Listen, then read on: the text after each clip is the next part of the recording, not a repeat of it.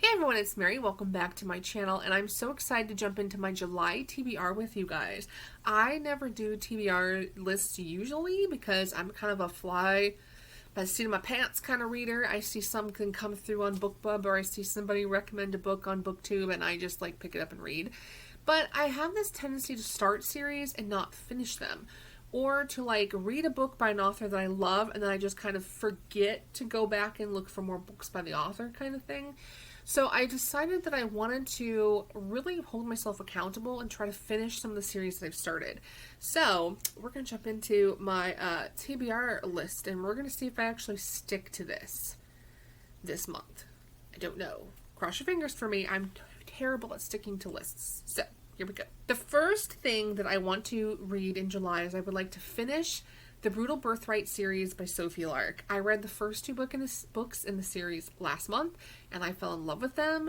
And her books are so like engaging. You pick them up and you just have to keep reading them. I read both of those books almost in one day. Now the one I listened to on audiobook, and I finished it like on a Friday. Friday is my report pulling day at work, so I listened to literally the entire book on like 1.5 times speed or whatever. And I finished it in one day. And then the second book, like I just had to stop. Like I was like, I have to read it. I sat all Saturday morning and I just read it till I was done in one sitting. It's crazy because I don't do that for very many books. So I don't think that getting through the next 4 books in the series will be that hard. We'll see. So I have Savage Lover, Brutal Heart, Broken Vow, and Heavy Crown. Those are the 4 I need to get through. And I believe that series is complete. I have not actually looked on her website or whatever, but I believe that series is complete because I know there are some other booktubers who have mentioned that series has a spin-off series, I think, of their children. Is it their children? Maybe? Something like that. So, I don't know. I'll have to look that up, but I'm pretty sure that Brutal Birthright, I can't talk. Brutal Birthright series is complete, so I'm hoping to finish. Another series I want to complete is the Contract series by Melanie Moreland. You guys may remember this from last month as well. The first book I read was The Contract. The second was called The Baby Clause, and this was the one where you had the lawyer who was trying to get into a new firm, and so he talked his assistant into pretending to be his like fake fiance. It was one of those. And The Amendment is the third book in their little, like, they call it a series, but it's a trilogy, let's be honest. And I've heard people say it is very mixed feelings because the Baby Clause ends with like this. The Baby Clause is just a short little bonus story, and it ends with like they're happy and they've got their babies and they're in their house and he's rubbing her belly because they got baby number 2 coming. It's just this like joyful ending to this romance, right? Well, apparently The Amendment like poops all over their happily ever after, and I know there's some kind of accident or something that happens to him that's like life-changing, and they almost break up. So I don't know I don't know how I feel about that, but I love Melanie Moreland's writing, so I'm definitely willing to give it a try, because if anybody can turn that around and make it like a beautiful love story, I think it would be her. So I'm gonna finish the series, so I will let you guys know what I think. Right. The next series I want to start this month, I at least want to get the first book read. If I get real spunky, I'll read the entire series, but I don't think there's like 6 or 8 books in this series. Is I want to start the Fallen Men series by Gianna Darling. I at least want to read the first book, and I don't know if I'll carry on past that. The reason why is because I have heard 2 things. I've heard that the books are absolutely amazing. I have heard that you will fall in love with these characters, that she writes super well-rounded, that's the word I'm looking for. Well-rounded, really well-written, really well created, I guess, is what I'm looking for. Characters that just have a lot of depth to them, and that it'll really get you thinking about a lot of things in a different way. Like, I've heard that her characters are absolutely top-notch amazing, but I have also heard that her books are like extremely dirty. So I don't know. See, that's the thing. I don't know if I'm gonna be able to like make it through the series if they're like super dirty. But maybe, because Cora Riley's books tend to be like super, but her characters and her storylines are so unique and engaging that I've learned the art of skipping. So if that's the case with this series, I think I'll be fine. So that's why I said I'm going to read the first book and we'll see how it goes. We'll go from there. But usually if it tends to trend more on like the erotica side, I don't usually like those books, obviously, because I don't like to read all that. But we will see. I will let you guys know. If I do end up liking it, then I might read the whole series. We'll see. I don't. So, the next thing I want to do, this is a personal challenge for me because you guys know I love my romance novels. I read romance novels all the time, but I need to expand my horizons and read non-romance books. So, one of my goals for this month is to read 2 non-romance books. So I ended up picking a couple of books off of BookBub. You guys know I love me some BookBub. And I found 2 books that I think might actually be pretty good. Just based on their descriptions. They were free on Kindle Unlimited. So I went ahead and downloaded them just to kind of see, like, you know, if I can read a book that's non-romance and not be completely bored by it. So the first book is called The Memory Closet, a psychological suspense novel by, I think it's Nini Hammond, something like that. And I'm going to read the synopsis to you because I think it sounds fascinating and I think I might actually like this. So it says, when Annie Mitchell was 11, a horrific accident took the life of her little sister, and every one of Anne's childhood memories went with her. For 25 years, people have told her that losing memories is normal. Trauma will do that to a young girl. But Annie knows it's a lie. Dark, fractured memories lurk in the shadow of her mind like monsters. They glide past her mirror in the morning and dance in the reflection of her wine glass at night. Anne has had enough. She is going home to face her demons. But in a small town and a small house infected by unspeakable evil, Anne is about to learn that some memories don't give up their secrets so easily. Some memories can't be bargained with or cajoled or brought to heel. Some memories will drive you to the edge of sanity. Some memories will kill you. So that one actually sounds really fascinating, and I think I would probably like that one. So I'm going to try that one. And then the other one that I picked up is called 12 Years Gone. It's a Detective Emily Tizano vigilante justice thriller. Again, the synopsis sounded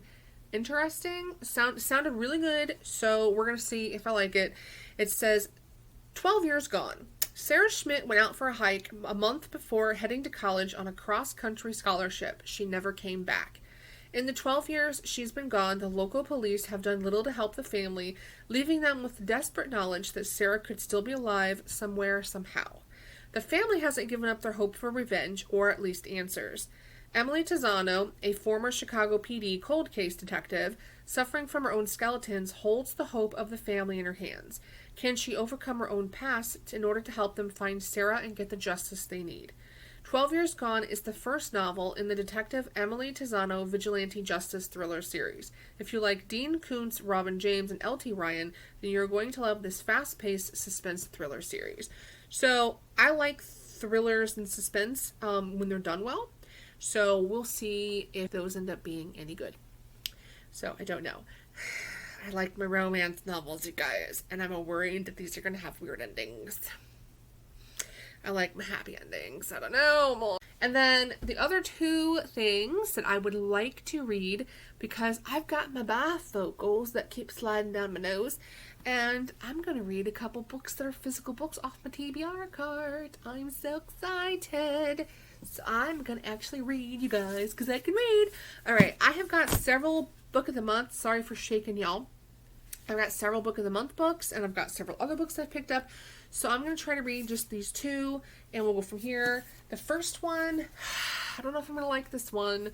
It's called Rush by Maya Banks, and the cover's probably going to be backwards for you guys because I don't know how to, like, flip said covers. So, you know, if I figure it out, I'll put the right-sided cover over here so y'all can see the right-sided cover. It's called Rush by Maya Banks. This was recommended by a friend of mine, and I found it at the Dollar Tree. It was $1. I don't know. I'm a little nervous about this one. My friend says it's not what it sounds like, but it sounds to me like it's a 50 Shades of Grey wannabe, so I'm a little bit nervous because A, sex scenes, and 2, I don't like to read a story, but that's the main story plot point, but we're gonna see. So, here's what it says. Gabe, Jason, Ash, 3 of the wealthiest, most powerful men in the country. They're accustomed to getting anything they want, anything at all. For Gabe, it's making one particular fantasy come true with a woman who was forbidden fruit.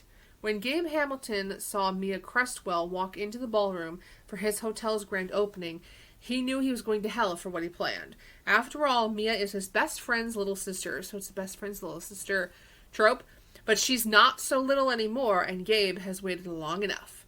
So, it goes on, and it says that, he's 14 years older than her, and basically it's like a best friend's little sister thing, but it talks about, the last paragraph talks about, he pulls her into his provocative world, realizing there's a lot she doesn't know about the demands that he has.